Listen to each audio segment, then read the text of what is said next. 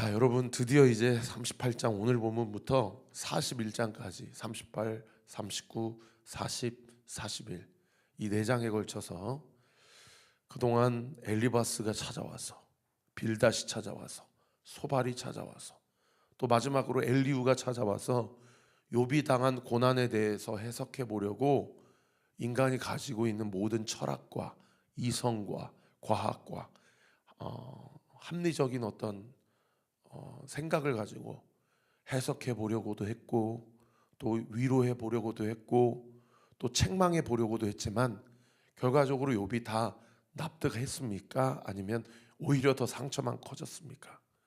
이 결과적으로 인간의 노력으로 해석해 보려고 하고 용납해 보려고 하고 납득해 보려고 하는 것 다 실패했어요. 다 실패했어요. 오히려 더 상처만 많아졌어요. 그래서 그때 이제 하나님께서 누구에게 찾아오십니까? 욥에게 찾아오시죠. 그게 이제 오늘 본문 1절이에요. 오늘 본문부터 41장까지 하나님께서 욥에게 말씀하십니다. 우리 1절 말씀 같이 한번 읽어봅시다. 시작. 그때에 여호와께서 폭풍우 가운데서 욥에게 말씀하여 이르시되.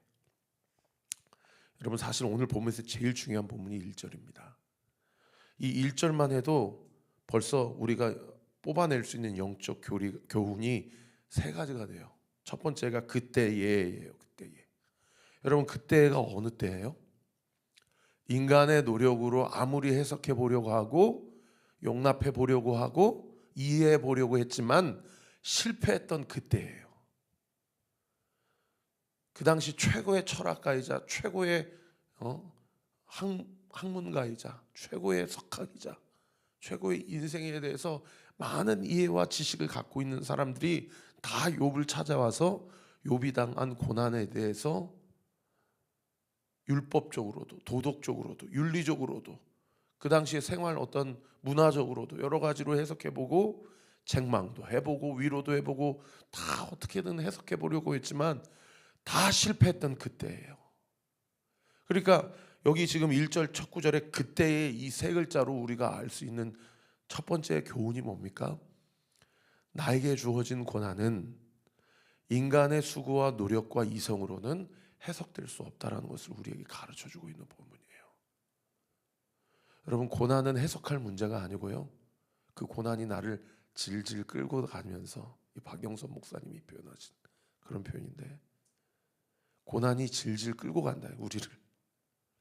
그러면서 그 고난을 통해서 우리가 누구를 알아간다는 거예요? 하나님을 알아간다는 거예요. 하나님이 창조하신 나라는 존재에 대해서 알아가는 거다. 그러니까 고난 당한 자에게 고난 당한 자가 해야 될 일은 단 한 가지다. 고난이 나를 이끌어가는 대로 그냥 질질 끌려가는 것이다. 그래서 그때에라는 것에 고난 앞에 무기력한 우리의 실존을 하나님 앞에 인정하는 것이 무엇보다도 필요합니다. 엊그제도 삼성병원 갔다 와서 배 집사님하고 기도해드리고 오는 내내 그리고 어제 하루 묵상하는 게 그거예요. 기도하면 고난 앞에요 인간이 너무 무기력해요. 고난 앞에 할 수 있는 게 없어요. 고난 앞에 기도밖에 할 수 있는 게 없어요. 그래서 생일 축하하면 생일 축하해라고 성도님께 말씀드리면 제가 무슨 뭐 부자도 아니고 성도님들 10,000원짜리 기프티콘 선물 하나 해주는 것도 누구는 해주고 누구는 안 해줄 수 없잖아요. 초반에 목회할 때는 성도들을 그렇게 챙겼어요. 그래도 내 형편 안에서 뭐라도 챙겨드리자. 근데 그것도 부담이 돼가지고 어느 순간에는 기도만 해드리자. 그리고 지난주에는 제 오륜 청년 제자가 대구에서 결혼식을 했는데 갈 수가 없죠. 토요일날 얼마나 바쁜데 가요 대구까지. 제가 장례식은 최대한 가려고 그러는데 결혼식은 못 가거든요. 그러니까 생일 축하한다고 또 결혼하시는 분들이 있으면 결혼 축하한다고 뭐 여러 축하받을 일 할 때 하나하나 챙겼는데 그런 것들을 이제 못 챙기면서 그러면서 이제 그런 얘기를 하는 거죠. 기도할게. 말뿐이어서 미안해. 라고 하면 성도님들이 저에게 하시는 말이 뭐예요? 기도가 최고예요, 목사님. 기도해 주세요. 고난당하는 자에게 장례식을 최근에 한 두세 번 치르면서 위로한답시고 여러 가지 이야기를 해주고 장례를 집례하고 예배를 하고 하지만 뭘 해주겠어요? 뭐 부조 5만 원, 10만 원, 20만 원 내는 게 그분들에게 무슨 위로가 되겠어요? 그냥 가서 울어주는 거예요. 그냥 같이 아파해주고 울어주고 할 수 있는 게 기도해주고 천국 소망에 대해서 이야기해주고 이게 다예요. 목회가. 고난 앞에서 얼마나 인간이 무기력한지 모르겠어요. 그런데 그것만 묵상하면 인생이 어떻게 되겠습니까? 이 무기력증에 빠지고 우울증에 빠지겠죠. 여러분, 그때에라는 이 세 글자에 우리가 고난 앞에 무기력한 내 자신의 실존을 처절하게 묵상해야 되기도 하겠지만 손바닥 뒤집듯이 뒤집어 보면 여러분, 우리가 더 무엇을 묵상해야 돼요? 결국 인간의 가장 큰 절망은 어디에서 옵니까? 죄의 문제를 해결할 수 없는 절망, 죽음의 문제를 해결할 수 없는 절망. 이 문제를 하나님께서 해결하셨잖아요. 할렐루야. 네. 지금도 지난 장례식에 유가족들이 목사님 입관 예배를 빈소에서 드리지 마시고 안치실에서 시신 앞에서 함께 드려주실 수 있을까요? 그게 불과 한 달 전이었어요. 그래서 안치실 들어가서 예배를 드렸어요. 그 아버님 시신을 앞두고 그 자녀들과 함께. 그 시신을 바라보면서 얼마나 무기력한지 몰라요. 그리고 제가 오랜만에 시신을 봐가지고 충격을 받았어요. 무슨 충격을 받았을까요? 사람은 다 죽는다. 여러분, 죄 문제, 죽음 문제 앞에서 사람이 얼마나 무기력합니까? 그런데 그때에 하나님이 그 무기력한 인생 가운데 개입하시죠. 할렐루야. 여러분, 이게 가장 큰 은혜 중에 은혜입니다. 할렐루야. 어제도 밤 늦은 시간까지 1시간 넘게 한 성도님하고 신방을 하면 전화로 신방을 하면서 그분이 요즘에 계속 전도하셔요. 전도하시고 전도. 근데 주변의 여러 상황들이 전도하지 못하도록 얼마나 방해하고 역사하는지 모른다고 그래요. 그런데 그 방해를 다 뒤로 하고 세상의 전도의 현장에 나가면 하나님이 자기를 얼마나 사랑하시는지를 주님이 넘치도록 부어주신다는 거예요. 저는 사실은 어제도 전도팀 한 4분 전도 나가시기 전에 같이 기도하고, 제가 전도팀 기도할 때 꼭 마지막 기도에 하나님 이분들 한 분 한 분 복 주세요, 이렇게 자신의 일정을 뒤로 하고 이 시간에 나와서 복음 전하는 이분들, 우리 교회 부흥되고 사람 많아지고 뭐 이것도 중요하지만 이분들이 잘 돼서 전도하는 사람을 하나님이 어떻게 복 주시는지 하나님 이분들의 삶을 통해 주님 이 땅 가운데 나타내 보여주세요, 이렇게 기도하거든요. 근데 이분들이 그렇게 기도할 때는 아멘 소리가 그렇게 안 커요. 어떨 때 아멘 소리가 크냐면, 하나님 오늘도 이분들의 입술을 통해서 복음이 전달되게 해주세요. 이분들을 통해서 예수 모르는 분들이 예수님을 알게 해주시고 만나게 해주세요. 이렇게 기도하면요, 4분이 똑같이 아멘 아멘 하고 그게 기도해요. 그래서 제가 그때 또 깨달아요, 목회자로서. 성도님들이 진짜 원하는 것은 나 하나 잘 되고 복 받기 위해서 신앙생활하고 전도하고 기도하는 것이 중요한 게 아니고 하나님 나라 확장하는 거구나. 할렐루야. 성도님들이 저보다 신앙이 더 좋아요. 그런데 어젯밤에 그분이랑 통화하면서 그분이 그 얘기하는 거야. 자기 상황이 지금 전도할 수 있는 상황이 아닌데 그래도 그 모든 것들을 뒤로 하고 전도의 현장 가운데 나아가면 상황은 바뀌어지는 게 하나도 없는데 그 상황을 바라보고 그 상황을 대하는 자신의 마음과 태도와 자세와 믿음이 달라지는 것을 느낀다는 거예요. 제가 거기서 또 깨닫습니다. 탁월한 목회자가 성도를 성장하게 하는 것이 아니고 뭐 설교 잘한다고 목사가 해서 성도들이 믿음이 좋아지는 것이 아니고 하나님이 성도들의 믿음을 자라게 하시는구나. 목회를 하면 할수록 하나님이 제 마음을 치세요. 너 겸손해라. 네가 잘한다고 교회가 잘 되는 게 아니다. 여러분은 어떠세요? 여러분은 여러분의 믿음을 누가 자라게 하십니까? 여러분의 믿음과 문제 앞에서의 여러분의 신앙을 누가 갱신시키시고 누가 개혁을 일으키게 하시고 누가 부흥을 일으키게 하십니까? 여러분, 이 시간에도 이 말씀을 듣는 앞에 우리 자신 앞에 성령 하나님께서 우리를 체휼하시고, 할렐루야, 성령 하나님께서 우리를 고치시고 우리를 싸매시고 우리의 믿음을 자라게 하시는 줄 믿으시기를 우리 구주 예수 그리스도 이름으로 축원합니다. 그런가 하면 1절 두 번째 인사이트가 뭐냐면요, 여호와께서 어디 가운데 나타나세요? 폭풍우 가운데 나타나세요. 폭풍우 가운데. 여러분, 상식적으로 생각해 보세요. 지금 욥 상황이 어떤 상황이에요? 자녀들이 다 죽었어요. 그리고 재산이 다 거덜났어요. 그리고 마지막 한 명 남은 가족인 내 아내가 나를 저주하고 욕하고 떠났어요. 그리고 자신의 몸이 정수리부터 발끝까지 악성 종기, 이 욕창으로 인간이 느낄 수 있는 고통의 임계점 가운데 있는 상황이에요. 그러면 하나님이 드디어 38장에 나타나시는데, 그러면 어떻게 나타나셔야 돼요? 저는 하나님이 양심이 있으신 분이라는 표현하면 안 돼요. 하나님이 정말 욥을 사랑하신다면 저는 세미한 음성으로 나타나셔야 된다고 보거든요. 목적이 위로가 먼저라고 생각이 돼요. 위로가 먼저라고 생각이 돼요.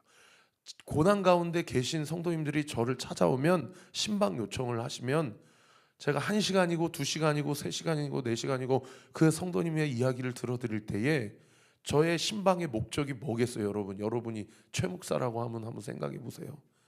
위로겠어요? 경청이겠어요?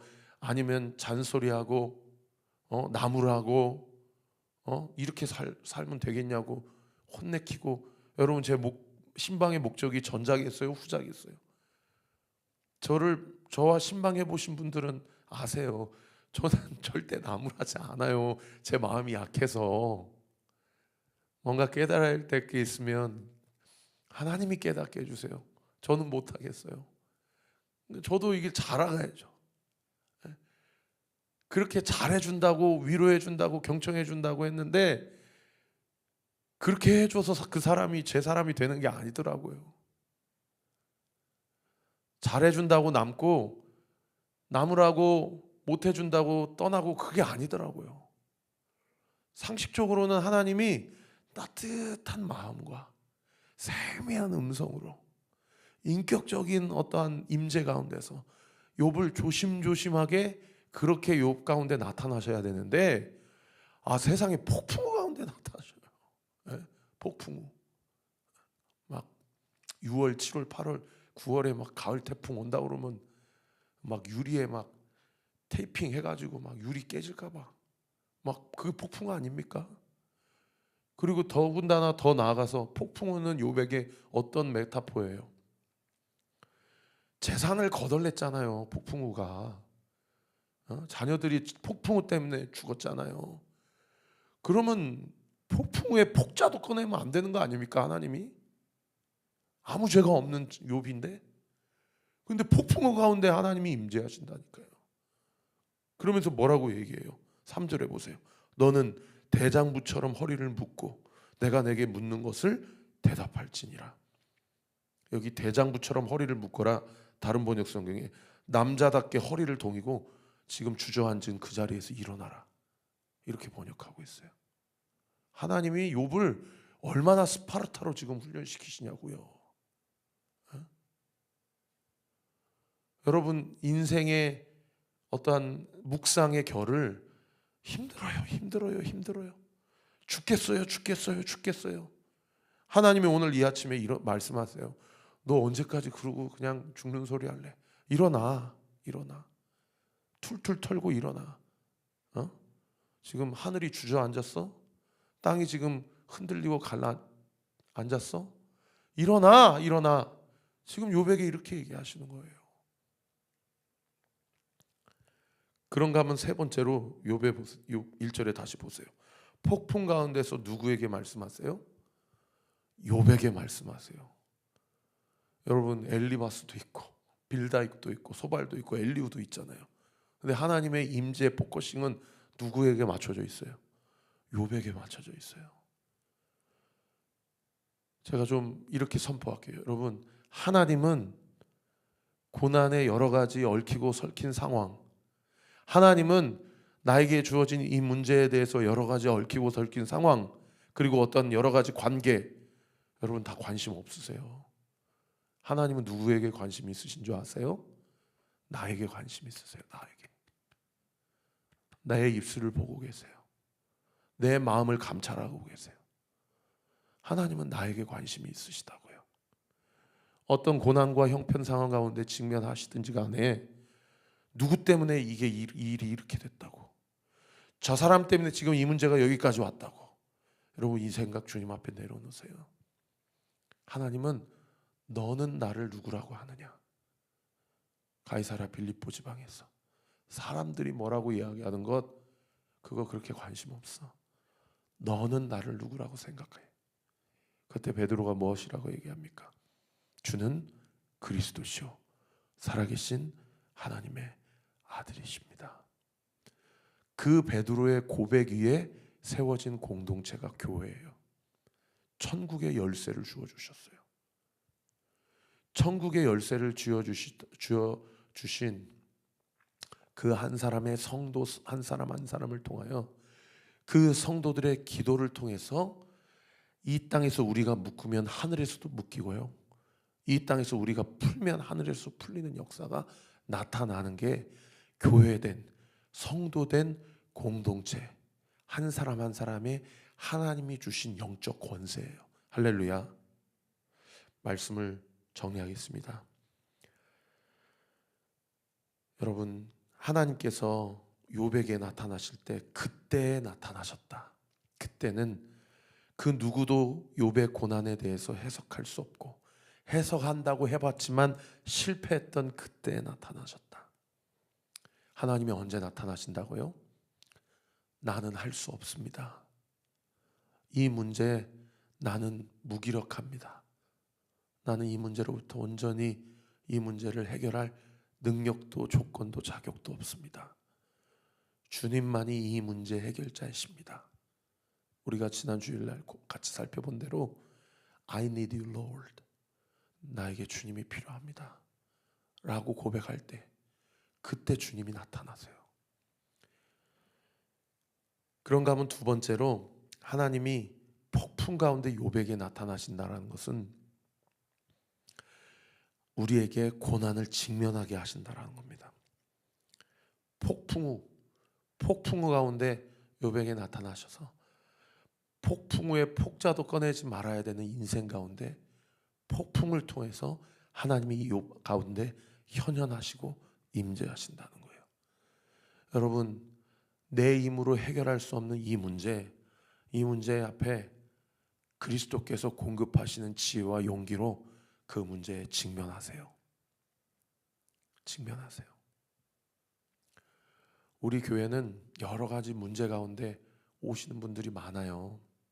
가정의 문제, 자녀의 문제, 심지어 이혼의 문제, 출산의 문제, 재정의 문제, 여러 가지 관계의 문제.